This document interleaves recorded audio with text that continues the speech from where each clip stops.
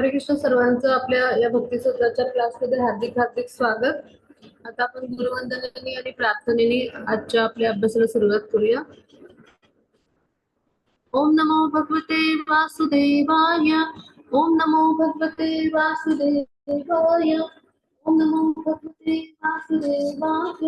ओम अज्ञानतिमिरान्धस्य ज्ञानाञ्जनशलाकया चक्षुरुन्मिलितं येन तस्मै श्रीगुरवे नमः.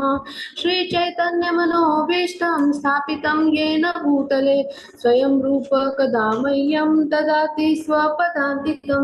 वन्देऽहं श्रीगुरो श्रीयुतपदकमलं श्रीगुरुन् वैष्णवाञ्च श्रीरूपं साग्रजातं सहगण रघुनाथान्वितं तं सजीवं साद्वैतं सावधूतं परिजनसहितं कृष्ण चैतन्य देवं श्रीराधा कृष्णपादान् सगण ललिता श्रीविशाखान्वितांश्च हे कृष्ण करुणा सिन्धो दीनबन्धो जगत्पते गोपेश गोपिका कान्त राधाकान्त नमस्तुते. तप्त काञ्चन गौरांगी राधे वृन्दावनेश्वरी वृषभानुसुते देवी प्रणमामि हरिप्रिये. वाञ्छाकल्पतरुभ्यश्च कृपा सिन्धुभ्य एव च पतितानां पावनेभ्यो वैष्णवेभ्यो नमो नमः. नमो ॐ विष्णुपदाय कृष्णपृष्ठाय भूतले भक्तिवेदान्त स्वामिन् इति नामिने. नमस्ते सरस्वती देवी गौरवाणी प्रचारिणे विशेष शून्यवादी पाश्चात्यदेशतारिणे. कृष्ण चैतन्य प्रभु नित्यानंद श्री अद्वैत गदाधर श्रीवासादि गौर भक्तवृंद. हरे कृष्ण कृष्ण कृष्ण हरे हरे हरे राम राम राम हरे कृष्ण कृष्ण कृष्ण हरे हरे राम राम राम हरे. श्री राधा गोविंद की जय हो. चैतन्य महाप्रभु की जय हो. श्रील प्रभुपाद की जय हो. गुरु महाराज की जय हो. हरे कृष्ण सर्वांना. आपल्या सर्व भक्तांचं या भक्ती सुधाच्या क्लासमध्ये हार्दिक हार्दिक स्वागत. आता आपण आपला जो आजचा पाठ आहे की ज्याचं नाव आहे स्वच्छता, क्लीनलीनेस ज्याचं इंग्लिशमध्ये नाव आहे, किंवा स्वच्छता असं आपण म्हणू सोप्या मराठीमध्ये. तर तो आपण आज अभ्यासणार आहोत.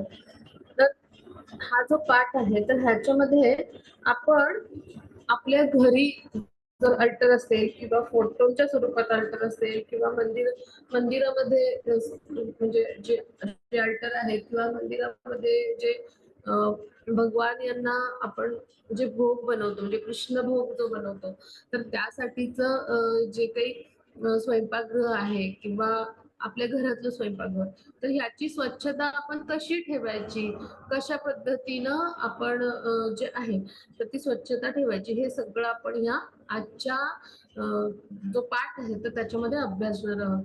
तर पुन्हा एकदा मी आपल्या सर्वांचं इस्कॉन बेंगलोरच्या वतीने आजच्या भक्ती सदाचार वर्गामध्ये हार्दिक हार्दिक स्वागत करते. आता आपण काय करूया की आजच्या या पीपीटीच्या माध्यमातून आपण ही स्वच्छता म्हणजे कशी करायची आणि त्यामधले बारकावे काय आहेत हे सगळं अभ्यासणार आहोत. सगळ्यांनी नोट्स बनवूया. आजचा पाठ खूप महत्वाचा आहे आणि त्याचं महत्व काय आहे हे आता आपल्याला सगळ्यांना उलगडत जाईल आणि मी ते सांगतच राहणार आहे प्रत्येक स्लाइडमध्ये. तर आजचा पाठ सगळ्यांसाठी अति महत्वाचा आहे. तर आपण त्या पद्धतीने नोट्स बनवूया किंवा काहीतरी शॉर्ट नोट लिहून अशा म्हणजे ठेवूया की जेणेकरून आपल्याला लेक्चर ऐकल्यानंतर सुद्धा ते आत्मसात करता येईल. आणि खरं तर स्वच्छता का महत्वाची आहे त्याचं कारण काय आहे? तर स्वच्छता जेव्हा आपण करतो म्हणजे आपण वेगवेगळ्या गुणांविषयी अभ्यासले भगवद्गीतेमध्ये, हो ना? तर भगवद्गीता अभ्यासायला इथे सर्वजण आहेत, असं मी गृहीत धरते, है ना? मग भगवद्गीतेमध्ये आपण जे वेगवेगळे गुणांविषयी अभ्यासलेलं आहे, तर त्या गुणांचा जो अभ्यास आहे त्यानुसार म्हणजे स्वच्छता, नेटकेपणा हे सगळे गुण कोणामध्ये असतात? तर सत्वगुणी व्यक्तीमध्ये. मग जर आपण सत्वगुणामध्ये असू, म्हणजे भक्त म्हणून जर सत्वगुणामध्ये असू, तर आपण शुद्ध सत्वगुणामध्ये हळू-हळू जाऊ, हो की नाही? आणि मग जेव्हा शुद्ध सत्वगुणामध्ये जाऊ, तेव्हा भगवानांची आपल्याला सेवा करता येईल, तेव्हा आपण पात्र होऊ. म्हणजे जसं राजाचा जो स्वीय सहाय्यक असतो, तर त्याला म्हणजे पात्रता म्हणजे आवश्यक आहे. म्हणजे राजाचा स्त्रीय सहाय्यक होण्यासाठी ची पात्रता, तर तो राजाची सेवा करू शकतो. मग तसंच भगवान यांची सेवा करायची आपल्याला सेवक या भावाने. तर आपल्याला भगवान यांचा सेवक बनण्यासाठी जे गुण अपेक्षित आहेत, तर ते सगळे अंगी बाळगणं अपेक्षित आहेत. मग ते कोणते आहेत? तर त्यापैकी एक आहे स्वच्छता. म्हणजे सर्वात महत्त्वाचा गुण म्हणजे स्वच्छता, नीटनेटकेपणा, शौच आपण म्हणतो. तर त्याविषयीच आपण आज सगळं हे अभ्यासणार आहोत. आता आपण पुढे जाऊया.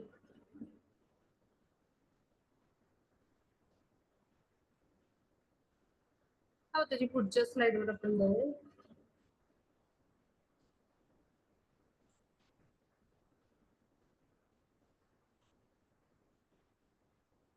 हां, तर आता आपला हा वैष्णव सदाचार कोर्स आहे हा श्रील प्रभुपाद जे आहेत तर त्यांची जे काही शिकवण आहे त्यांच्या वेगवेगळ्या ग्रंथातून त्यांचे लेक्चर्स आहेत त्यांचे वेगवेगळं म्हणजे ग्रंथ सोडून इतर सुद्धा पाक्षिक मॅगझिन्स किंवा असे जे लेख आले तर ह्या सगळ्या लिखाणांचं सार म्हणजे वैष्णव सदाचार हा कोर्स आहे किंवा त्यांच्याविषयी इतर भक्तांची जी निरीक्षणं आहेत म्हणजे अनुभव आहेत तर त्या सगळ्याचं सार ह्या सगळ्यांसहित त्या सगळ्याचं सार म्हणजे काय आहे हा वैष्णव सदाचार कोर्स आहे आणि जो हा कोर्स आहे तर तो शिलप्रभुपादांचा असा सर्व प्रकारचा अनुभव म्हणजे शिलप्रभुपादांच्या सानिध्यातला म्हणजे त्यांचे ग्रंथ त्यांचे लेक्चर्स त्यांची विविध लिखाणं जी होती म्हणजे back to Godhead magazine अशी जी होती अशी वेगवेगळ्या स्वरूपात त्यानंतर वेगवेगळ्या भक्तांना पत्रव्यवहार त्यांचा झाला त्यानंतर वेगवेगळ्या भक्तांच्या सानिध्य म्हणजे वेगवेगळे भक्त आहेत त्यांना सानिध्य लाभलं शिल प्रभुपादांचं मग त्या अनुभवातून शिकण्यात त्यांना कोणत्या गोष्टी आल्या म्हणजे ते कोणत्या गोष्टी शिकले ते भक्त किंवा त्यांनी काय निरीक्षण केलं ह्या सगळ्यांचा गोषवारा म्हणजे शिल प्रभुपादांचे थोडक्यात जी शिकवण आहे तर त्याच्यावर आधारित आपला वैष्णव सदाचार हा कोर्स आहे की जो आपल्या म्हणजे आंतरराष्ट्रीय कृष्ण भावनामृत संघ म्हणजे इस्कॉन मध्ये हा आपल्या अभ्यासक्रमात त्याचा समावेश केला गेला आहे आता आपण पुढे जाऊया या सगळ्या गोष्टी किंवा हे सगळे बारकावे आपल्याला का माहिती पाहिजे तर जेव्हा आपण समाजामध्ये प्रचार प्रसारासाठी जातो तर त्यावेळेला आपल्याला शास्त्र शुद्ध बोलता यायला हवं आणि ह्यासाठी प्रत्येक स्लाइड आपली महत्वाची आहे आणि त्याच्यातून जे जे मी काही सांगेल ते टिप्पण करून घेऊन किंवा अशा पद्धतीनं लक्षात ठेवून असा भाग आपण केला किंवा त्याचे आपण म्हणतो ना शॉर्ट पॉइंट्स बनवून तुम्ही लिहिले तर त्याचा निश्चित तुम्हाला प्रचार प्रसार सेवेमध्ये किंवा वेगवेगळ्या सेवा मिळतात तिथे ह्या सगळ्याचा आपल्याला प्रत्यक्ष आचरणाच्या स्तरावर उपयोग होत असतो किंवा आपण बुक डिस्ट्रीब्युशन सारख्या सेवा देतो की नाही मग तिथे सुद्धा वेगवेगळे ग्रंथ असतात मग तिथे माहिती देत असताना सुद्धा आपल्याला उपयोग होतो आपला ह्याचं पुस्तक असतं आपल्या आचारसंहितेचं वैष्णव एटिकेट म्हणून इंग्लिशमध्ये असतं मराठीमध्ये असतं म्हणजे अशा विविध ठिकाणी आपल्याला आपण जे काही ह्या सदाचार कोर्स मधून शिकून ना त्याचा एक वैष्णव म्हणून सगळ्या ठिकाणी सगळ्या सेवांमध्ये आपल्याला उपयोग आहे प्रत्यक्ष भक्तीमध्ये पुढे जाण्यासाठी तर उपयोग आहेच एक वैष्णव उत्तम बनण्यासाठी तर उपयोग आहेच पण आपल्याला प्रचार प्रसार आणि सेवेमध्ये सुद्धा त्याचा लाभ होऊ शकतो मग पुढे जाऊ आपण हा मग पुढच्या स्लाइडवर जाऊया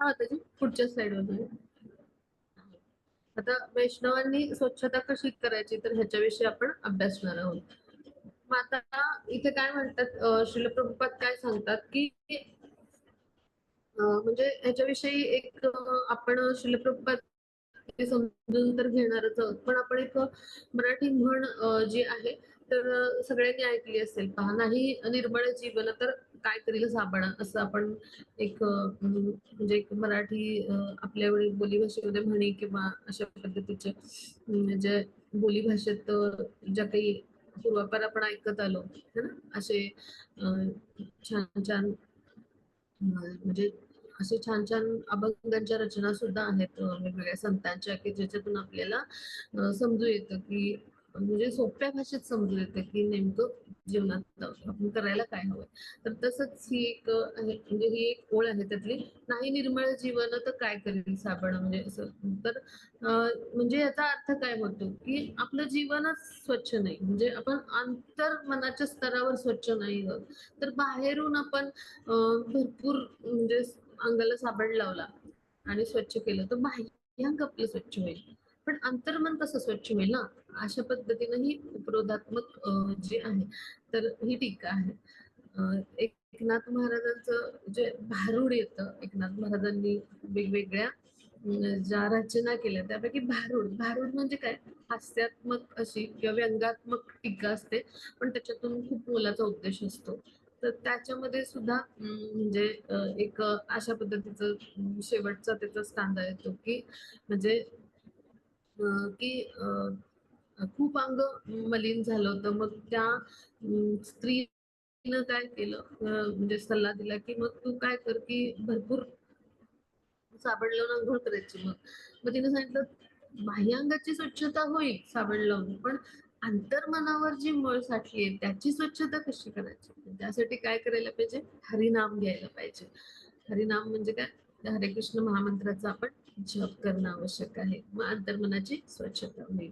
मग श्रील प्रभुपाद इथे काय सांगतायत, की स्वच्छता म्हणजे काय?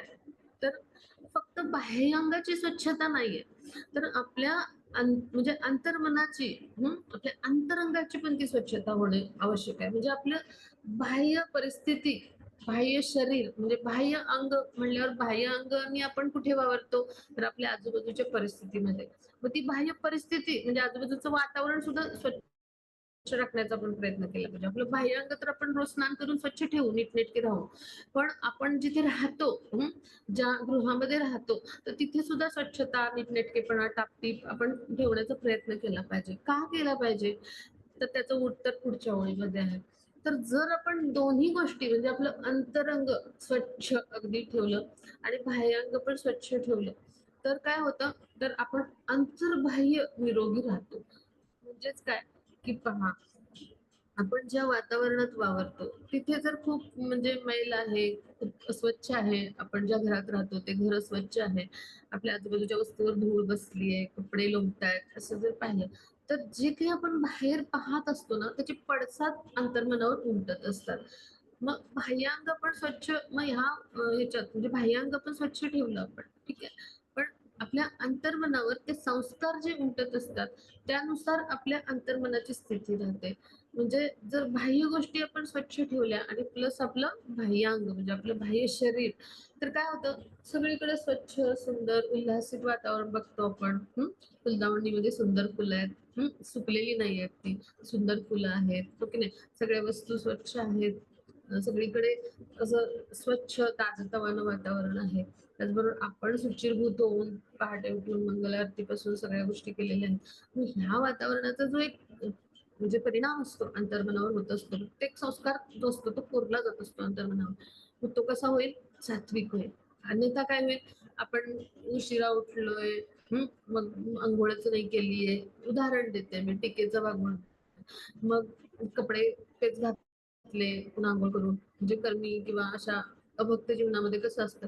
मग असं जर केलं किंवा मग ठीक आहे, आज काय घराची स्वच्छता नकोच असा विचार केला. मग अशा पद्धतीनं आपण असे राहिलो गबाळे वगैरे, तर मग तिथे आपल्याला जपमाळ घेऊन जप करताना सुद्धा अस्वस्थता जाणवेल. आपलं मन एकाग्र नाही होणार कृष्णांच्या चरणकमलावर. तर हे इफेक्ट असतात अंतर्मनावर.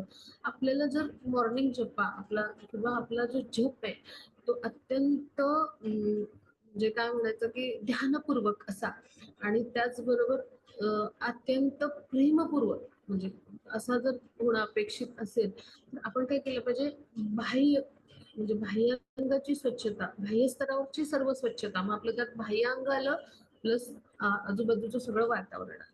म्हणजे आपण जे राहतो त्या ग्रहाची स्वच्छता सगळं आलं.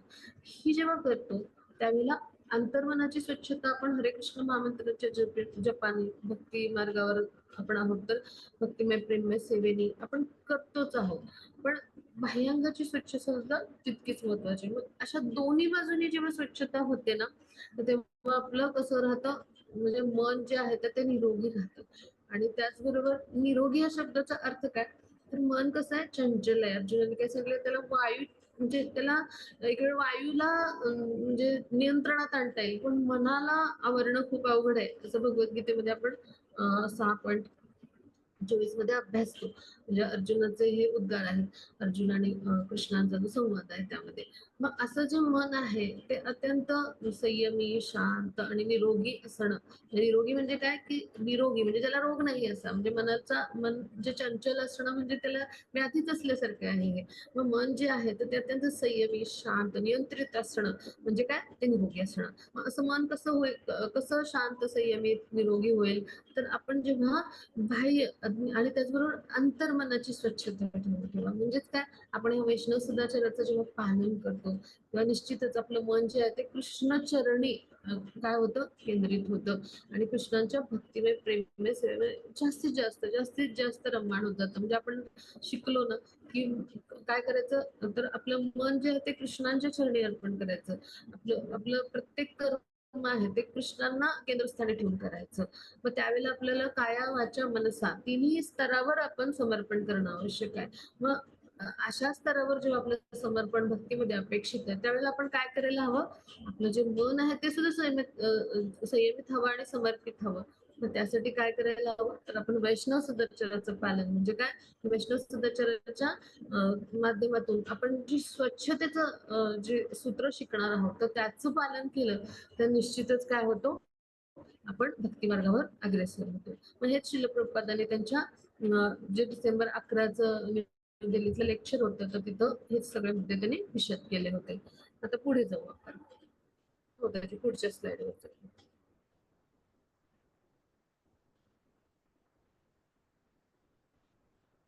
हा, त्याची पुढची स्लाइड घेऊया, 2 नंबरची. तर आता स्वच्छता जी आहे तर ती कशी असते, तर ती अ, कशी आपण वैष्णव म्हणून आचरणात आणायची, तर संन्यासींसाठी आहे, पुढे हा मुद्दा येईल, 3 वेळा अंघोळ दिवसातून. पण आपल्याला पण शक्य असेल, गृहस्थांना 2 वेळा अपेक्षित आहे आणि ब्रह्मचार्यांनी एकदा अंघोळ म्हणजे बाह्यांगाची स्वच्छता. तर कमीत कमी म्हणजे ज्यांना शक्य आहे त्यांनी 2दा गृहस्थ आश्रमात असतात, मग ज्यांना शक्य आहे त्यांनी 3दा आपण स्वच्छ म्हणजे होण्यासाठी अंघोळ घेण्याचा प्रयत्न केला पाहिजे. आपले स्वच्छ कपडे हवेत. त्यातून आपलं मन स्वच्छ पाहिजे. अंतर्मनावरची धूळ कशी कशी साफ होईल, तर आपण जेव्हा हरे कृष्ण महामंत्राचा जप करू तेव्हा भगवानांच्या भक्तिमय प्रेममय सेवेमुळे आपल्या अंतर्मनाची स्वच्छता होईल. अनेक जन्मांचे कल्मश आहेत ते निघून जातील. मग आपल्या शरीराची स्वच्छता आपण जर केली तर आपलं कर्म सुद्धा कसं होतं, प्रत्येक कर्म आपलं कृष्णाला केंद्रस्थानी ठेवून झाल्यामुळं ते अत्यंत स्वच्छ, सरळ म्हणजे काय, की आपण ज्याला म्हणतो ना पारदर्शक कृती व्हायला लागतात. मग अशा पद्धतीने आपलं कर्म सुद्धा म्हणजे कर्म सुद्धा कशी व्हायला लागतात, तर पवित्र व्हायला लागतात. म्हणजे ती कृष्ण भावना भावित कर्म होतात आणि त्यामुळे त्यांचा पावित्र्याचा स्तर असतो किंवा त्यांचा आध्यात्मिक स्तर वाढतो. म्हणजे ते कृष्ण भावना भावित कर्म होतं. म्हणून आपल्या ऍक्टिव्हिटीज 3 म्हणजे काय, की आपलं कृष्ण भावना भावित कर्म होण्याकडे कल राहतो, की कृष्ण भावनेमध्ये आपण जेव्हा येऊन कर्म करतो, तर तेव्हा ते कृष्णांच्या संतुष्टीसाठी कर्म केलं जातं. मग अशा कर्माला काय म्हणायचं, स्वच्छ कर्म म्हणजे असं शुद्ध कर्म आपण जे म्हणतो, किंवा पवित्र कर्म आपण म्हणतो. कृष्ण भावनाभावित कर्म हे सर्वश्रेष्ठ कर्म मानले गेले. तर अशा पद्धतीचं कर्म की जे कृष्णाच्या संतुष्टीसाठी केलं गेलेलं असतं. मग अशा पद्धतीनं आपण कर्म करायचा प्रयत्न होतो. मग आपल्या इच्छा सुद्धा कशा असतात, स्वच्छ म्हणजे काय, की सात्विक असतात. त्या कृष्णाच्या संतुष्टीसाठी आपण त्या व्यक्त करायला लागतो. म्हणजे सगळ्या आपल्या बाह्य हा जो आहे तो बदल घडून येतो. मग आपण विचार सुद्धा कसे करायला लागतो, सत्वगुणामध्ये करायला लागतो किंवा शुद्ध मनाने करायला लागतो. अन्यथा आपण षड्विकारांनी ग्रासलेले आहोत, हो की नाही. मग ईर्ष्या, असूया, मत्सर, द्वेष, राग हे सगळे भाव आपल्यामध्ये असतात, हे विकार असतात. पण जेव्हा अशा स्तरावर आपण कार्य करतो, तेव्हा आपण आपलं जे इच्छा आणि द्वेष या द्वंद्वातून हळू आपण मुक्त व्हायला लागतो. म्हणजे काय प्रत्येक कृती आपली स्वच्छ म्हणजे स्वच्छ याचा अर्थ काय घ्यायचा? पवित्र किंवा सत्वगुणाच्या स्तरावर आलेली. सत्वगुणामध्ये वृद्धी होऊन ती पुढे शुद्ध सत्वगुणाकडे जाणारी अशा पद्धतीची होत असते. मग ह्याला म्हणायचं काय नो कंटामिनेशन म्हणजे तिथे प्रदूषित नसतो आपण. आपली चेतना कशी आहे? प्रदूषित आहे. मग ती चेतना जी आहे ते प्रदूषित जी आहे ते तर त्या म्हणजे त्या प्रदूषित चेतनेला आपण अशा पद्धतीचं जेव्हा कर्म करतो, वैष्णव सदाचाराचं पालन करतो आणि त्यानुसार स्वच्छता किंवा आपण जे वैष्णव सदाचारामध्ये जे जे आतापर्यंत सूत्र शिकली ती आपण करायचा प्रयत्न केला. आणि त्याचबरोबर आपण जे जे भक्तिमय प्रेममय सेवेचे प्रयत्न आहेत ते करायचा प्रयत्न केला तर एक प्रकारे काय ही शुद्धीकरणाची प्रक्रिया आहे. म्हणजे आपण जे प्रदूषित आहोत तर ते प्रदूषण काय केलं जातं नाहीसं केलं जातं आणि अशा पद्धतीनं चेतना जी आहे तर ती शुद्ध होते. दूषित चेतना जी आहे ती शुद्ध चेतना बनायला लागते आपली आणि अशा पद्धतीने सगळं काही स्वच्छ व्हायला लागतं म्हणजे पवित्र व्हायला लागतं आणि मग अशा वेळेला म्हणजे काहीही दूषित राहत नाही. मग त्याला त्या टप्प्यावर आपण जेव्हा जातो तेव्हा त्याला म्हणायचं नो कंटामिनेशन म्हणजे अप्रदूषित स्थिती म्हणजेच काय शुद्ध भक्त जेव्हा बनण्याची जी प्रक्रिया येते मग हा खूप लांबचा टप्पा आहे पण आपण शुद्ध भक्त बनण्याचे कृष्ण भावनेमध्ये म्हणजे सदैव प्रयत्न करत असतो आपल्या शुद्धीसाठी ही निरंतर प्रक्रिया आहे शुद्धीकरणाची आणि यासाठी वैष्णव सदाचाराचं आपण पालन करणं आणि त्यातलं स्वच्छतेची जी सूत्र आहेत ती तर खूप म्हणजे महत्वाची आहेत आणि त्याचं काटेकोरपणे पालन करणं आवश्यक आहे. मग आता पुढे जाऊया आपण. त्याची पुढच्या स्लाइडवर घेऊ. हां, त्याची पुढच्या स्लाइडवर घेऊ.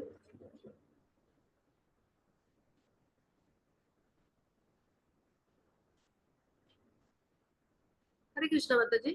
नंबर 3च्या स्लाइडवर. हां.